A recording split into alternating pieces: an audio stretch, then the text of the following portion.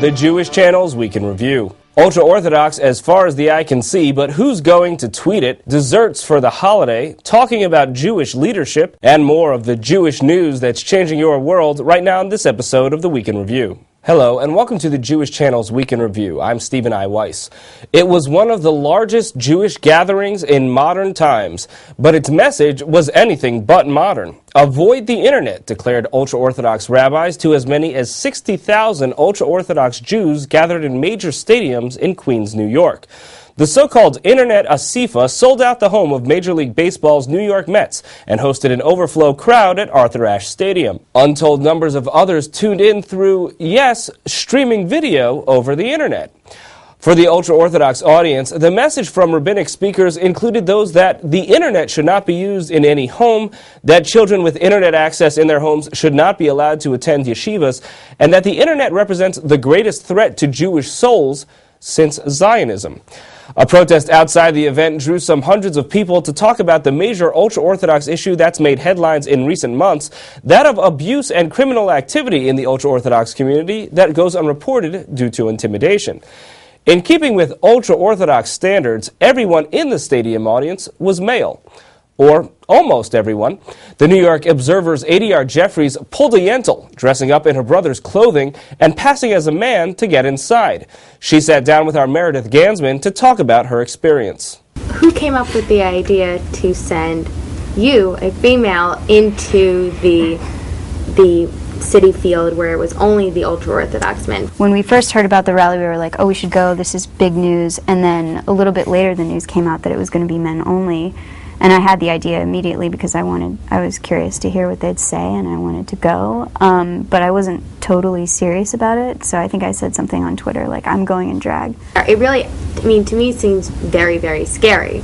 I thought that if I got discovered that it would be unpleasant. I don't think I would have been, violently attacked or anything. Like I said in the story, once I was in the disguise and someone asked me for directions at the rally, I knew it was going to be okay. So talk to me about getting into that disguise, what it was for you. I went to Payless and bought a pair of kids' shoes, loafers, borrowed some dress slacks and a tie and a white shirt. What was the overall feeling once in Citi Field? And on the way it was very it was kind of like kids going on a field trip. People seemed very excited to be out in this big group and going to a big thing, and the crowd was it seemed to me not very focused the whole time. The event opened with evening prayer, and some people were praying and others were clearly not praying. They were. And your opinion on what was being discussed? It was a total revelation to me to see that some people feel this way about the internet, which I totally understand if you want to live in an isolated community and preserve a certain way of life. At the rally they never explicitly said what was wrong with the internet, but they were pretty clearly talking about porn. And I just thought, I bet they have no idea exactly how bad it gets. What has been the reaction to people finding out that you went and hearing about your experiences? I think most of the reaction has been supportive, probably because it's all come in through the internet. I don't know what people are saying offline. There were some people who said, that it was unnecessary, that it was disrespectful, which I can understand where they're coming from. All right, Adrienne, thank you so much for joining me today. Thank you for having me. Thank you, Meredith. Another place many women haven't felt welcome due to ultra-Orthodox influence is the Western Wall in Jerusalem. And this week, 3 women were detained by police for wearing traditional prayer shawls during prayer services. The 3 were part of a 40-strong prayer group assembled by the organization Women of the Wall. A 2001 Israeli law bars women from wearing prayer shawls or tefillin or reading from a Torah scroll at the Western Wall. Some might look at various of these reports and assert that there's a need for new leadership in the Jewish community. Our Christian Needham reports on a panel about the challenges facing Jewish leaders today.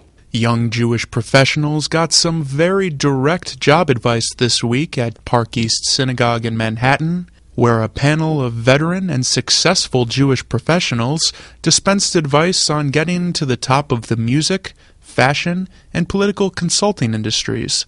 They included musician and producer Ital Shore, whose songwriting career includes the Grammy-winning song Smooth, on a Santana album that sold over 25 million copies. but he emphasized that success in his industry was no sure thing. You have to be crazy to make it in the music business. I'm sorry, but you really have to be crazy. Crazy into what you're doing. And like, if you're not, then don't do it, because nothing's going to get handed to you. I hate to sound like this, but that's the way it's become. And that's just reality. Eliza Licht, who works in global communications at Donna Karan International, echoed that sentiment, noting that the right attitude is the best way to advance within the fashion industry and is all too rare among the up-and-comers that she oversees. This sense of entitlement that people have, that I see our interns have, that they think because they're there, they get a reference. And that's not the case. You have to make an impression, and I think that just because you do your job doesn't mean that you get a promotion. So I think you have to go above and beyond in whatever you do. Hank Scheinkopf has spent decades establishing an above-and-beyond reputation in the public relations and political consulting industries, and recounted a particularly eventful day in his professional life, a day he said young professionals should be ready to handle if they want to replace him at the top of his field. I had a police shooting in White Plains. We represented the cops. I had 2 reputational issues that were serious people, business types falling apart. Had 3 other crises all going on at the same time, and then the Hasidim walked in about the Zalmans and the Aronis, and forget about it. I mean, it was just a day. That was one day. That advice came as part of the first in an ongoing series of panels set up by the Park East Young Professionals Group, whose board member Candace Crystal moderated this panel. She said she appreciated the honest answers she received from the panelists. They are blunt, and that's what they bring to the table. And I think it's refreshing for us to hear that, because a lot of times you don't actually hear the truth when you try to go into an industry. So it's refreshing. To see more from the Park East Young Professionals Group panel discussion, please tune into the full broadcast edition of the Week in Review.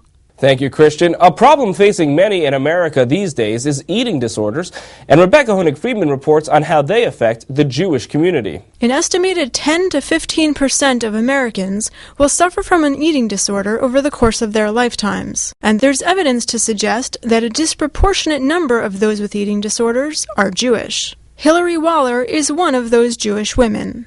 A recovering anorexic, Waller comes from an observant, conservative Jewish family and has struggled with eating issues for most of her life. I tracked it back to the age of about 7 or 8 years old. I kept diaries when I was that young, talking about my weight and my feelings about my body and ideas about how I should eat. After struggling with anorexia through most of high school and college, Waller finally got help from the Renfrew Center, a prominent eating disorder treatment center with locations around the country. But maintaining her Jewish observance while recovering from her eating disorder proved a challenge. When I was at Renfrew, there wasn't an option to keep kosher in a way that was exactly the same as the rest of the girls in the group, and I opted not to keep kosher. As a result, I don't know how to keep kosher and be in recovery at the same time. Since then, with a spike in the number of Jewish women seeking treatment, Renfrew has implemented a special track for observant Jewish women, providing kosher food and other accommodations for religious patients, including input from rabbis. Sarah Bateman runs the Orthodox track at Renfrew's New York Treatment Center. It's just about being aware of the cultural trends, the religious needs, respecting the religious needs and trying to work with their faith, not against it. As part of that effort, Renfrew sponsored a conference this past week to highlight the specific risk factors and needs of Jewish women and girls who struggle with eating issues. The primary risk factor for developing an eating problem is, does anyone know? Your mother having an eating disorder? Being female. 90% of those with eating problems are female. And evidence suggests that Jewish females may be even more at risk. A 2008 study of female high school students in Toronto found that 25% of Jewish girls had an eating disorder, compared to 18% of non-Jewish girls. And a 1996 study of an Orthodox girls' high school in Brooklyn found that 1 in 19 girls had an eating disorder, which is about 50% higher than the general population. Consider also that Israel has among the world's highest rates of eating disorders, and here in the United States, though only about 2% of Americans are Jewish, About 12% of those with eating disorders identify as Jewish, according to eating disorder and body image specialist Adrienne Ressler. It is higher than one would expect in the population based on, the number of Jews, the percentage of Jews in the population. Ressler and Professor Marjorie Feinson, a researcher who focuses on eating disorders in the Jewish community, presented insights into the ways that Judaism and eating problems can play into each other. One thing can be a pressure to excel. Jews want to be the best and the brightest, and we often are. And sometimes, like anything, that can be taken to extremes. And there's too much pressure to be a good girl or the best wife. But one of the biggest considerations? The dominance and prominence of food in Judaism. For more on the problem of eating disorders in the Jewish community, watch the full broadcast version of the Week in Review. Thank you, Rebecca. Finally, this week is the holiday of Shavuot, with a tradition to eat dairy meals. Meredith Gansman stopped in with perhaps the most famous cheesecake maker to get new tips for holiday desserts. For me, you don't need a special reason to eat cheesecake. This rich and creamy dessert is one of my favorites. But on the holiday of Shavuot, eating dairy foods like cheesecake is a religious experience. Shavuot celebrates the anniversary of the biblical story of the giving of the Ten Commandments to Moses and the Israelites at Mount Sinai. But where is the commandment to eat cheesecake? Well, that's just it.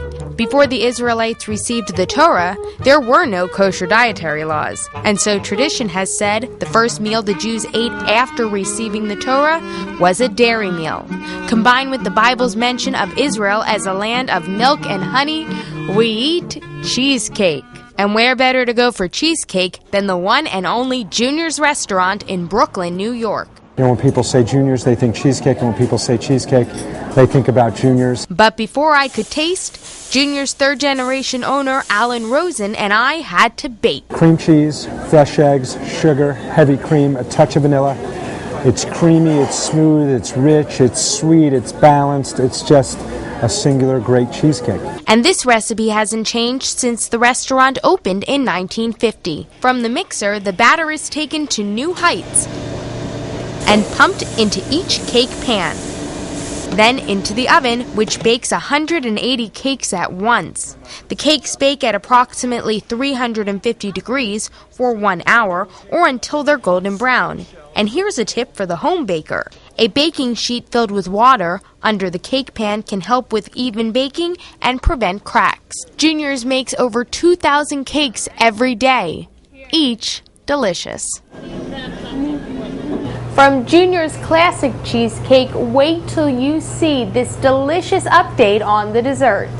Okay, this is our cheesecake, and then cheesecake is in the cheesecloth. To find out about the Fromage Blanc Island cheesecake, tune into the full broadcast version of the Week in Review. That's delicious. That is so good. Thank you, Meredith. That's all for this week from all of us here at the Jewish Channel. Be well. The Jewish Channel is available on cable. Time Warner Cable Channel 528, IO Optimum Channel 291, RCN Channel 268, Bright House Channel 330, Verizon Fios Channel 900, Cox Channel 1, Frontier Communications, and now on Comcast Cable in the on-demand menu under Premium Channels. For more information, visit tjctv.com.